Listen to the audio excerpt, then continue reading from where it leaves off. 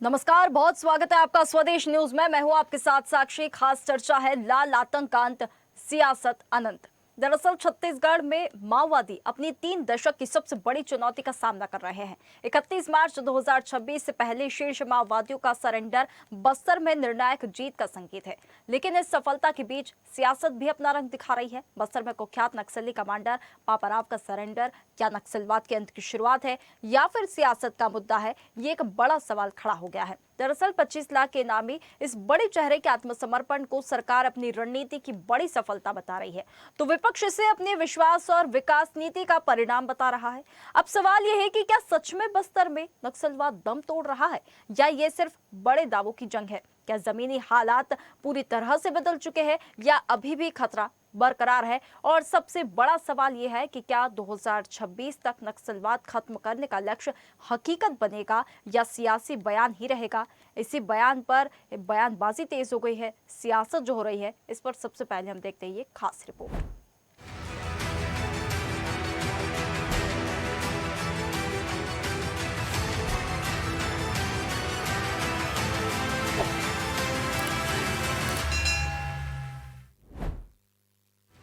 बस्तर के घने जंगलों में करीब 2.5 दशक तक खौफ का पर्याय बना रहा नक्सली कमांडर सुन्नम पापाराव अब हथियार छोड़ चुका है। मंगू दादा उर्फ चंद्रन्ना के नाम से कुख्यात पापाराव 12 से 17 साथियों के साथ बीजापुर में सरेंडर करता है। उसके पास AK-47 जैसे अत्याधुनिक हथियार होने की जानकारी है। पापाराव स्पेशल जोनल कमेटी का सदस्य और पश्चिम बस्तर डिवीजन कमेटी का इंचार्ज रहा है। दक्षिण सब जोनल ब्यूरो में उसकी अहम भूमिका थी। बताया जाता है कि वो 30 से 40 नक्सलियों के दस्ते के साथ चलता था और बस्तर में कई बड़े हमलों और IED ब्लास्ट की साजिशों में उसका नाम सामने आ चुका है। पिछले 1 साल में सुरक्षा बलों ने नक्सल संगठन की कमर तोड़ दी। मांडवी हिडमा, बसवा राजू जैसे बड़े नाम खत्म हुए तो भूपति, रुपेश जैसे कई बड़े चेहरों ने हथियार डाल दिए। अब पापाराव का सरेंडर उस बात का संकेत माना जा रहा है कि बस्तर में सशस्त्र नक्सलवाद अपने आखिरी दौर में है। हालांकि अभी भी मिशर बेसरा और गणपति जैसे नाम बाकी बताए जा रहे हैं। इस सरेंडर पर सियासत भी तेज हो गई है। मुख्यमंत्री विष्णुदेव साय ने इसे केंद्र सरकार की सख्त रणनीति और प्रधानमंत्री के विजन का नतीजा बताया है। उनका कहना है कि बस्तर अब हिंसा नहीं, विकास की राह पर आगे बढ़ रहा है। वहीं गृह मंत्री विजय शर्मा ने दावा किया है कि पापाराव के सरेंडर के साथ ही प्रदेश में नक्सलवाद अंतिम सांसें गिन रहा है। सरकार का कहना है कि अब राज्य में गिने चुने नक्सली ही बचे हैं। माननीय प्रधानमंत्री जी और माननीय गृह मंत्री जी की दृढ़ इच्छा शक्ति और माननीय गृह मंत्री जी जो डेडलाइन तय किए हैं 31 मार्च का, वो बहुत नज़दीक है और इसलिए पापाराव सरेंडर कर रहे हैं तो अच्छी बात है। अंतिम DKSZC लेवल का जो नक्सल कमांडर था पापाराव, वो अपनी पूरी टीम के साथ आज पुनर्वास करने वाला है। जब वो पुनर्वास उसका हो जाएगा तो तकनीकी तौर पर हम स्पष्ट रूप से कह पाएंगे अब छत्तीसगढ़ की सीमा प्रांत में इस लेवल का DKSZC लेवल का या उससे भी नीचे लेवल का कोई नक्सली अब नहीं है। पार्टी मेंबर लेवल के या एरिया कमेटी लेवल के जो मेंबर्स हैं नीचे, वो कहीं ना कहीं सेटल हैं। उन्होंने दम कर रखा सामान, वो कहीं जुड़ गए सबके साथ और सशस्त्र अब वो नहीं है। हालांकि विपक्ष ने इस दावे पर सवाल खड़े किए हैं। कांग्रेस का कहना है कि नक्सलवाद के खिलाफ असली लड़ाई उनकी सरकार के दौरान शुरू हुई थी। कांग्रेस संचार प्रमुख सुशील आनंद शुक्ला ने कहा कि भूपेश सरकार ने विश्वास और विकास की नीति पर काम करते हुए दूरस्थ इलाकों में कैंप स्थापित किए, स्कूल खोले और रोजगार के अवसर बढ़ाए। इसी का नतीजा है कि आज नक्सली आत्मसमर्पण करने को मजबूर हो रहे हैं। नक्सली नेता पापाराव सरेंडर करने वाले हैं। ये स्थितियां क्यों बनी है, इस पर विमर्श करना चाहिए। पिछले 5 साल पहले जब कांग्रेस की सरकार थी तो कांग्रेस की सरकार ने जो विश्वास, विकास और सुरक्षा का मूल मंत्र लेके एक योजना बनाया था नक्सलवाद से निपटने के लिए, आज ये उसी के परिणाम है। भले ही अमित शाह कुछ कहें, राज्य सरकार अपनी पीठ थपथपाए, लेकिन हकीकत ये है कि कांग्रेस की भूपेश सरकार ने जो बस्तर में दूरस्थ क्षेत्रों में कैंप स्थापित किए, स्कूलों को चालू किया, वहाँ पे रोजगार के साधन जुटाए, वहाँ के लोगों का विश्वास सुरक्षा बलों के प्रति बढ़ाया, उसका परिणाम है कि लोग नक्सलवाद से निजात चाहते हैं। दरअसल केंद्रीय गृह मंत्री अमित शाह ने 31 मार्च 2026 तक नक्सलवाद के खात्मे की समय सीमा तय की है। सुरक्षा बलों का लगातार बढ़ता दबाव और जमीनी स्तर पर बदलती रणनीति अब असर दिखा रही है। पापा राव का सरेंडर न सिर्फ एक बड़ी सफलता के तौर पर देखा जा रहा है, बल्कि इसे बस्तर में नक्सली नेतृत्व के कमजोर पड़ने का संकेत भी माना जा रहा है। अब सवाल यही है कि क्या ये सचमुच अंत की शुरुआत है या सियासी बयानबाजी का एक और दौर। ब्यूरो रिपोर्ट, स्वदेश न्यूज, रायपुर।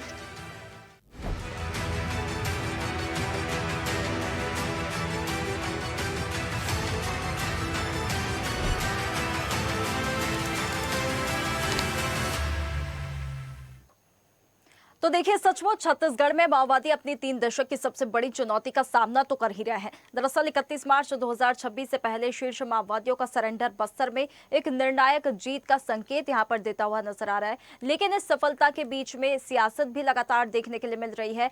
लाल आतंक का अंत तो हो रहा है, लेकिन सियासत को कहीं ना कहीं ये जन्म दे रहा है। केंद्रीय गृह मंत्री अमित शाह ने साफ कह दिया कि 31 मार्च 2026 तक नक्सलवाद से छत्तीसगढ़ को मुक्त कर दिया जाएगा। ये डेडलाइन दे दी गई है। अब ये डेडलाइन के तहत लगातार जो हम देख रहे हैं, नक्सलियों का खात्मा हो रहा है, नक्सली कमांडर्स जो है सरेंडर कर रहे हैं। तो कहीं ना कहीं जो पुनर्वास नीतियां है, जो डेडलाइन को लेकर जो नीतियां बनाई गई है, जो रणनीति बनाई गई है, वो कहीं ना कहीं सकारात्मक यहाँ पर साबित होती हुई और प्रभाव डालती हुई नजर आ रही है। इस पर आज हम खास चर्चा करेंगे। कुछ मेहमान हमारे साथ जुड़ गए हैं। संतोष दास, बीजेपी प्रवक्ता, हमारे साथ जुड़ गए हैं। बहुत स्वागत है संतोष जी आपका हमारे साथ जुड़ने के लिए।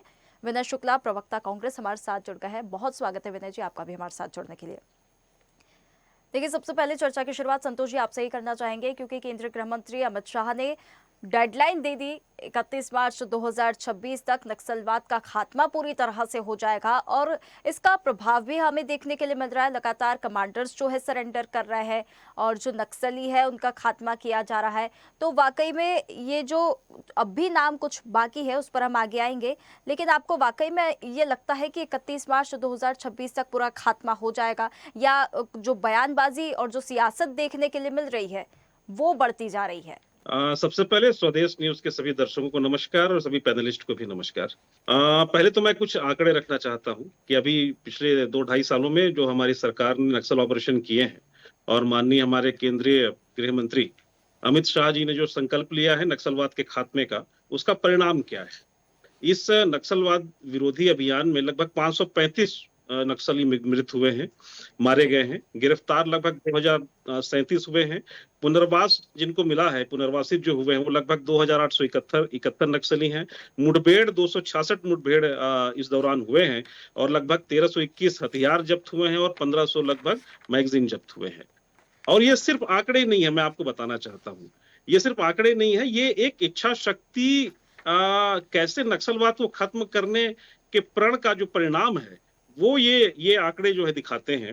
हिड़मा जैसा मास्टरमाइंड जो कि झीरम घाटी हमले का मास्टरमाइंड था, बहुत बड़ा नक्सली ऑपरेशन, बहुत बड़े नक्सली ऑपरेशन में उसका हाथ है और नक्सल का कमांडर है वो, और कमांडर था वो। इसमें साथ साथ बसव राजू, और अब ये इन दोनों की तो मृत्यु हो गई, लेकिन बसव राजू के बाद जो पापा राव अभी हाल ही में जिनका आत्मसमर्पण अभी हुआ, आज ही हुआ है, हमारे माननीय मंत्री जी ने पूरी जानकारी भी दी है मीडिया में सभी को, और उनके साथ लगभग 14 और नक्सली।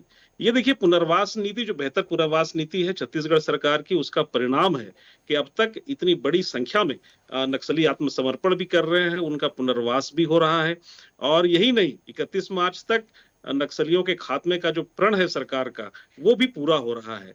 तो देखिए, आने वाले समय में न केवल बस्तर नक्सलवाद से मुक्त होगा, बल्कि एक विकास की नई गाथा बस्तर में लिखी जाएगी, जो कि छत्तीसगढ़ के साथ जोड़कर, जो हम विकसित छत्तीसगढ़ की बात करते हैं, विकसित भारत की बात करते हैं, उसके साथ हम विकसित बस्तर को भी जोड़कर देख पाएंगे। और वहां के आम जनजीवन कितना सहज होगा, सरल होगा और विकसित होगा, कैसे ग्रामीण जनजीवन, कैसे वहां पर रोजगार की व्यवस्थाएं होंगी, वहां पर शिक्षा, वहां पर स्वास्थ्य, सब बेहतर होगा। इसी दिशा में सरकार प्रयास कर रही है और इसी का परिणाम है कि आज हम देख रहे हैं कि अंतिम चरण में भी, जबकि नक्सलवाद अपनी अंतिम सांसें ले रहा है, माननीय मंत्री जी ने कहा, और ये नक्सलवाद अंतिम सांसें लेते लेते 31 मार्च तक लगभग जो कमांडर लेवल के जो नक्सली हैं उनका सफाया हो चुका है, और जो बच्चे हैं उन्होंने सरेंडर भी कर दिया है। तो कुल मिलाकर अब केवल विकास की राह पर बस्तर आगे बढ़ चला है और मुझे लगता है इसका स्वागत किया जाना चाहिए। बिल्कुल। विनय जी देखिए, संतोष जी ने विकास की बात कह दी है और विपक्ष इसी को लेकर जो है हमलावर हो रहा है कि विश्वास और विकास नीति जो है कांग्रेस सरकार की, उसका ये परिणाम है क्योंकि कांग्रेस ने बेस बनाया है इसका। आज अगर हम बात कर रहे हैं कि नक्सलवाद का खात्मा हो रहा है, सरेंडर कर रहे हैं, तो उसका जो बेस बनाया गया था वो खात्मे का बेस जो है कांग्रेस सरकार ने बनाया था। लेकिन आज जब हम देख रहे इतनी बड़ी संख्या में आत्मसमर्पण हो रहा है, सरेंडर हो रहा है, तो क्या आज की वर्तमान सरकार की भूमिका को आप पूरी तरह से विपक्ष से नकार रही है? साक्षी जी, सबसे पहले तो मैं आपको नमस्कार करता हूं, आपके दर्शकों को नमस्कार करता हूं और साथ ही मेरे भाजपा के प्रवक्ता को भी मैं नमस्कार करता हूं। देखिए, बात केवल चाटुकारिता की है। मुझे लगता है कि 2014 से जब से भारतीय जनता पार्टी आई है और 2016 से ये प्रोग्राम बना रही है कि हम नक्सलवाद को खत्म करेंगे। आज 2026 हो गया है और अचानक 2 साल पहले, साल भर पहले हम इस डिबेट में बहुत सारे चर्चा में भी भाग लिए हैं कि हमेशा नक्सलवाद का डेडलाइन 31 मार्च तक रखा गया है अमित शाह जी के द्वारा। लेकिन मुझे ऐसा लगता है कि केवल बातों ही बातों में भारतीय जनता पार्टी लोगों को ठगने का काम जरूर कर रही है। देखिए, नक्सलवाद खत्म होना चाहिए, ये हमारी भी प्राथमिकता है, क्योंकि नक्सलवाद से हमने अपने बड़े नेताओं को जो शहीद होते देखा है, तो सबसे ज्यादा पीड़ित हम लोग हैं। छत्तीसगढ़ में नक्सलवाद का अगर खात्मा होता है तो छत्तीसगढ़ में विकास की जो रफ्तार है वो जरूर बढ़ेगी, इस चीज को हम मानते हैं। और हमारे आदरणीय भूपेश बघेल जी की सरकार थी तो ये विश्वास जगाया गया था। उस समय नक्सलवाद जो भारी संख्या में बढ़ रहे थे उसकी कमी आई थी। आंकड़ा आपके सामने प्रस्तुत है।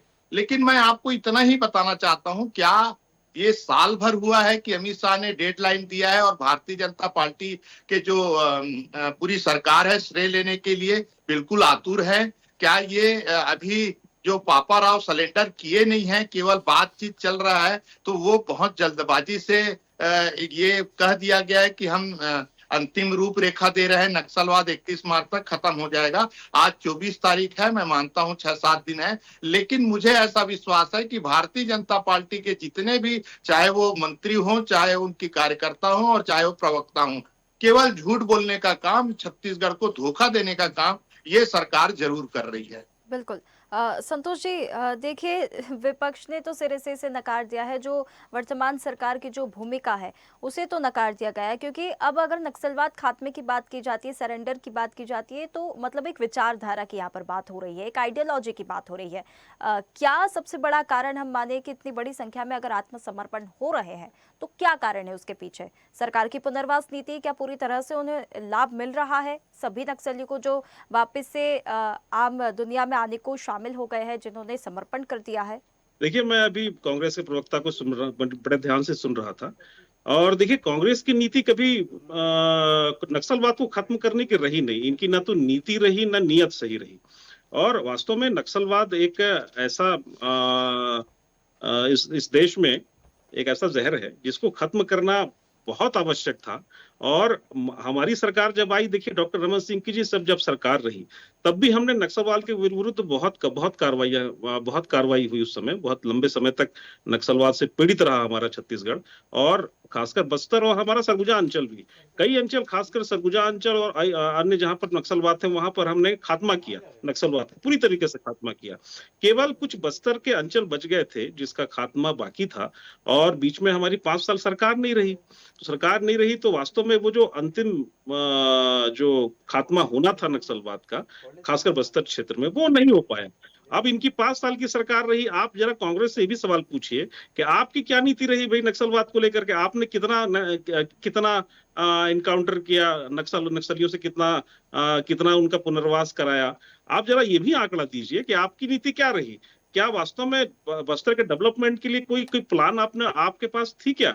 हमारे पास तो देखिए, हमारी सरकार ने तो नियत नेन्नालार जैसी बहुत सारी योजनाएं बस्तर के क्षेत्र में लागू की हैं, जहां पर युवाओं को रोजगार से लेकर ग्रामीण अर्थव्यवस्था कैसे सुदृढ़ हो, इस दिशा में प्रयास किए जा रहे हैं। अभी अबुझमाड़ जैसे इलाके जो कि नक्सलवाद से पीड़ित रहे, और ऐसे इलाके जहां पर आपको जाना मुश्किल था, वहां पर सेना भी जाती थी तो बहुत मुश्किल से पहुंच पाती थी, ऐसे इलाके नक्सलवाद से मुक्त हो रहे हैं और उसको एजुकेशन हब बनाया जा रहा है। अभी हमारे माननीय वित्त मंत्री जी ने घोषणा की हमारे बजट में, संकल्प बजट में, कि उस क्षेत्र को हम एजुकेशन सिटी, एजुकेशन हब बनाएंगे अबुझमाड़ को। तो आप कल्पना करिए कि कितनी बड़ी योजना खासकर बस्तर को लेकर के, बस्तर के विकास को लेकर के और नक्सलवाद से मुक्ति को लेकर के कितनी बड़ी कार्य योजना लेकर के ये विष्णुदेव साय सरकार काम कर रही है।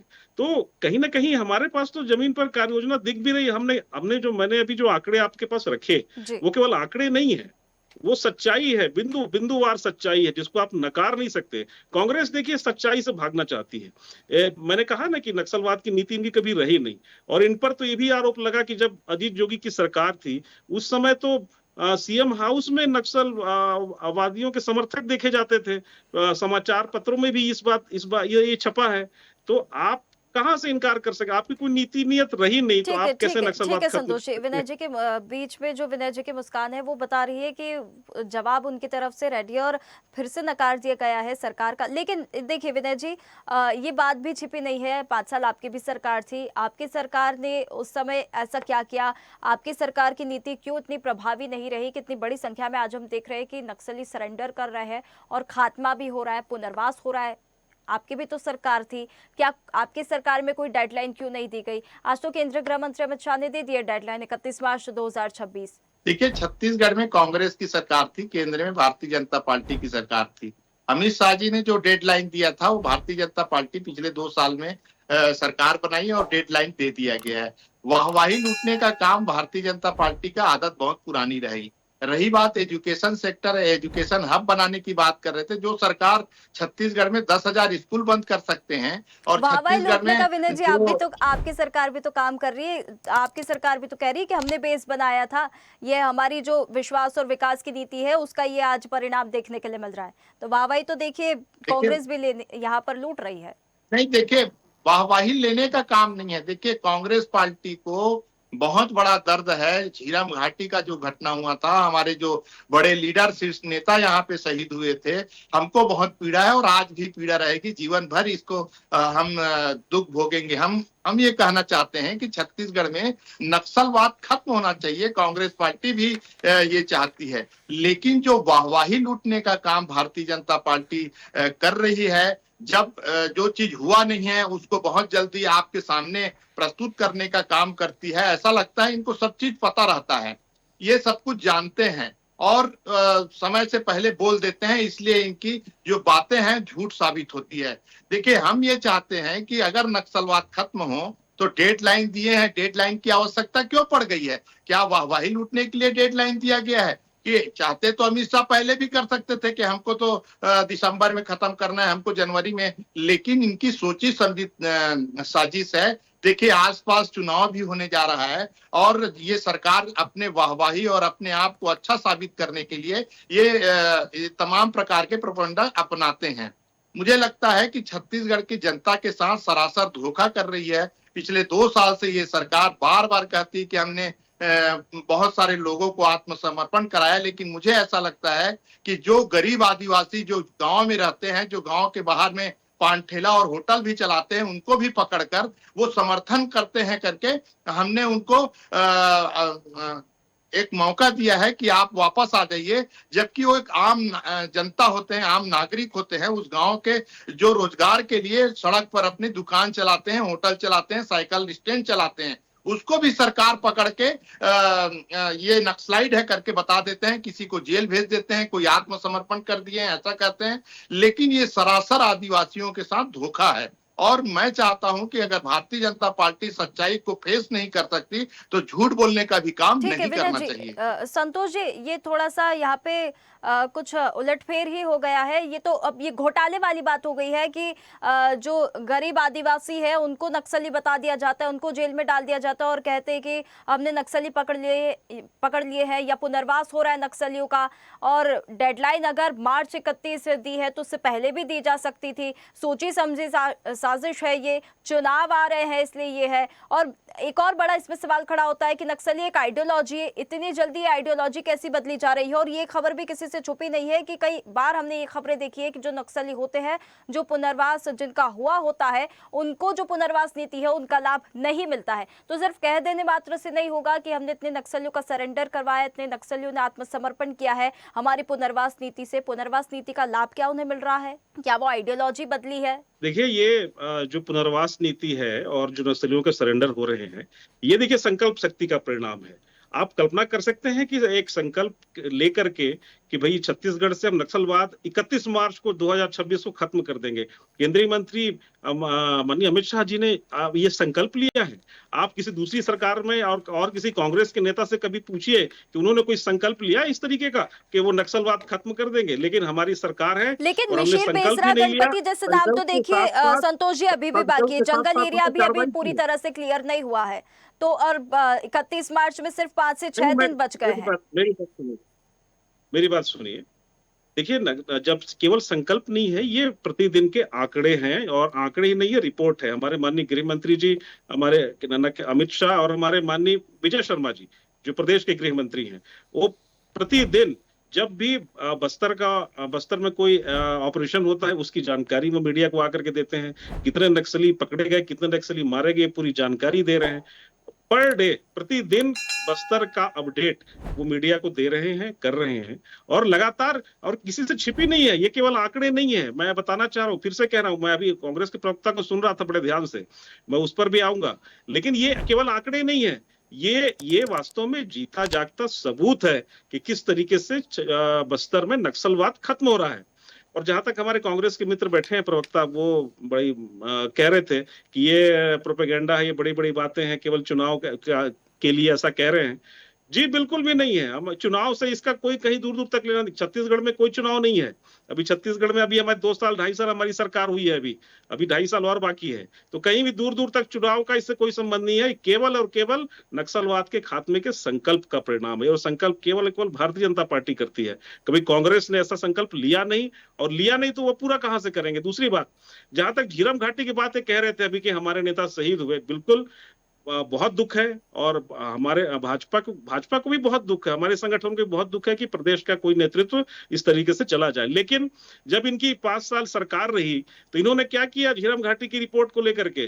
क्या वो झीरम घाटी में कौन कौन शामिल थे उनको सजा दिलाने का काम इन्होंने किया क्या? इन्होंने तो रिपोर्ट को सार्वजनिक करने से भी मना कर दिया। जब ये रिपोर्ट जांच रिपोर्ट जब इनके मुख्यमंत्री जी के पास पहुंची तो उन्होंने सार्वजनिक करने से मना कर दिया। क्यों भाई? किसे बचाना चाह रहे थे आप इस नक्सलवाद के इस जो पूरे समय की सीमा है। एक कहीं आखिरी ना क्वेश्चन आपसे, एक आखिरी क्वेश्चन। मिशिरा, बेसरा, गणपति जैसे नाम अब भी शामिल है। जंगल एरिया अब भी पूरी तरह से क्लियर नहीं हुआ है। आइडियोलॉजी कैसे बदली जाएगी, विचारधारा कैसे बदली जाएगी, और 31 मार्च फिर 2026 को पूरी तरह से खात्मा कैसे होगा? बस ये लास्ट कमेंट, एक छोटा सा कमेंट आपकी तरफ से। देखिए, विचारधारा का जहां तक प्रश्न है तो विचारधारा को खत्म करने में समय लगता है। देखिए, अभी तो हमारे जो हार्डकोर नक्सली हैं, जो कमांडर रहे हैं, वो प्रमुख नक्सली वो खत्म हुए हैं। उसके अलावा जो कुछ नीचे के ग्राउंड लेवल के जो कुछ नक्सली हैं, हमारे माननीय विजय शर्मा जी ने भी यह बात कही है कि वो यदि कहीं अभी एक्टिव भी हैं तो उसकी जानकारी भी उनके पास है।